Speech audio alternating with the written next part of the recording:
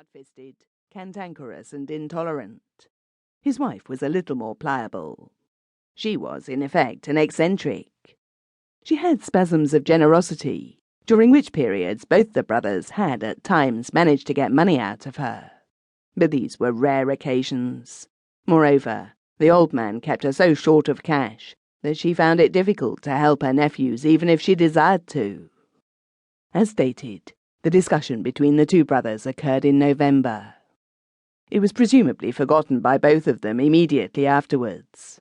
And indeed, there is no reason to believe it would ever have recurred, except for certain events which followed the sudden death of Uncle Robert in the February of the following year.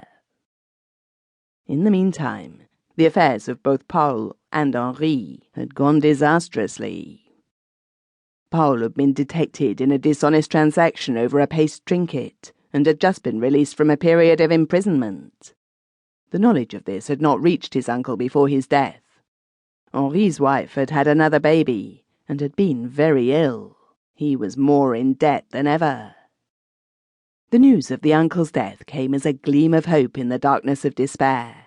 What kind of will had he left?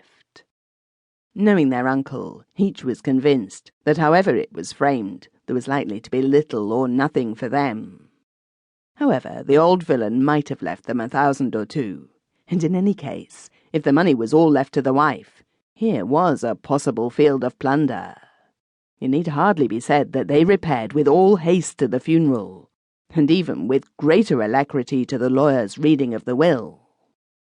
The will contained surprises, both encouraging and discouraging. In the first place, the old man left a considerably larger fortune than anyone could have anticipated. In the second place, all the money and securities were carefully tied up and placed under the control of trustees. There were large bequests to religious charities, while the residue was held in trust for his wife. But so far as the brothers were concerned, the surprise came at the end.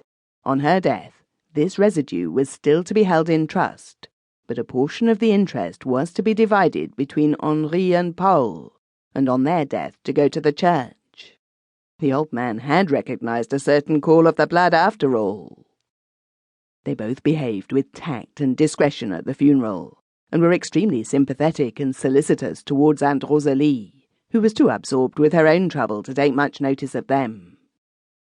It was only when it came to the reading of the will that their avidity and interest outraged perhaps the strict canons of good taste. It was Paul who managed to get it clear from the notary what the exact amount would probably be. Making allowances for fluctuations, accidents, and acts of God, on the death of Madame Thénardier, the two brothers would inherit something between 8,000 and 10,000 francs a year each. She was now 82 and very frail. The brothers celebrated the good news with a carouse-up in Montmartre. Naturally, their chief topic of conversation was how long the old bird would keep on her perch. In any case, it could not be many years. With any luck, it might be only a few weeks. The fortune seemed blinding. It would mean comfort and security to the end of their days. The rejoicings were mixed with recriminations against the old man for his stinginess. Why couldn't he have left them a lump sum down now? Why did he want to waste all this good gold on the church? Why all this trustee business? There was little they could do but await developments, except that in the meantime, after a decent interval, they might try and touch the old lady for a bit. They parted, and the next day set about their business in cheerier spirits. For a time they were extremely tactful. They made formal calls on Aunt Rosalie, inquiring after her health, and offering their services in any capacity whatsoever.